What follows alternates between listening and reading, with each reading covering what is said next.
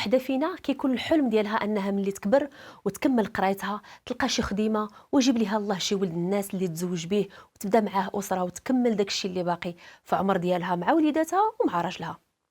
حلم زوين، ولكن ملي كتجي الواقع حاجه اخرى. حيت انا مسيحيه وعايشه في المغرب، والكتاب المقدس كيعلمني انني ما نتزوجش الا مع مسيحي بحالي باش نكونوا انا وياه على خط واحد من جهه علاقتنا بجوج ومن جهه تربيتنا لوليداتنا. وحيت كنعرفوا ان الله هو اللي كيجمعنا، واللي كيجمعوا الله ما يقدرش يفرقوا انسان. وعلى حقاش حنا كمسيحيين قانونيا غير معترف بنا اساسا، فمساله انني نلقى شي مسيحي مؤمن مزيان كانت ميسيون امبوسيبل، مهمه مستحيله، بحال داك الفيلم ديال توم كروز. كانت الفرص اللي قدامنا هي الاجانب، ولكن بالنسبه لي انا كنت باغيه مغربي ولد بلادي وماشي قوري، واخا كان صعيب نلقاه، ولكن كنت باغيه مغربي. كما قال لي واحد المره خويا، بغيت مغربيه تكون كتفهمني ملي كنهضر معاها، تفهمني ملي نهضر معاها على الغيص وعلى الحريره، وتفهمني ملي نضحك معاها، ماشي خصني نبقى نترجم ليها وعاد نضحك على النكت ديالي في الاخر. ولكن بصح كنت كنشوف زواجي بمغربي مسيحي هو امتداد للمسيحيين في المغرب، والجيل اللي كيتولد من المسيحيين وكيكبروا مسيحيين هما الامل في استمرار الكنيسه المغربيه والايمان المسيحي في المغرب. ولكن كما كنقولوا كلها واش مقسم عليه الله.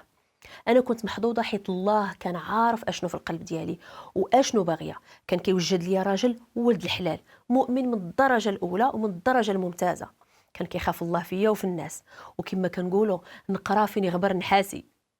ماشي كنشكر في راجلي، ولكن كنحمد الله عليه ونشكر الله حيت لقاني به. المهم من بعد هاد التسخسيخ ولقيت الراجل جينا الزواج، وتماك وقفنا في العقبه. انا مغربيه ومسيحيه وهو مغربي ومسيحي. ايوا، وعلاش خاصنا نتزوجوا على سنه الله ورسوله؟ علاش مفروض عليا نتعامل معامله المسلم واخا انا ماشي مسلمه؟ علاش ما عندناش زواج مدني لغير المسلمين؟ ياك حنا دوله كنهضروا على الديمقراطيه والعدل والمساواه. ايوا، فين هو العدل والمساواه في الحاله ديالي؟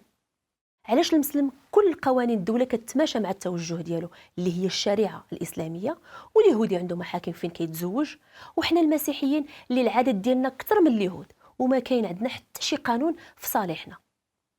واخا حنا اقليه بالمقارنه مع المسلمين، المغرب ما يمكنش يتبرى من ولادو المسيحيين، حيت حنا عينينا حلينها هنا ولغتنا هي الدارجه، والمغرب هو بلادنا، شربنا ماها وكلينا من خيرها. واش كاين شي اب كيتبرى من ولده غير حيت اختلف معاه في الراي في مساله اللي هي جد شخصيه؟ فعلاش ما قادرينش نحترموا حق الاخر في الاختلاف علينا ونشجعوا هذا الاختلاف، بل ونشوفوا على انه شي حاجه كتنفع المجتمع المغربي وندعموه باساسات قانونيه تحافظ عليه وتاثروا، بحال مثلا الزواج مدني لغير المسلمين.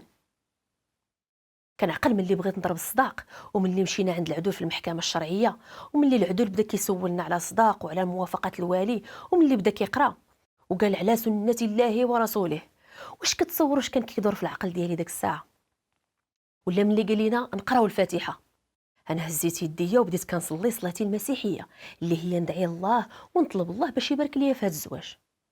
ولكن واش شفتوا على تناقض كنعيشوا فيه؟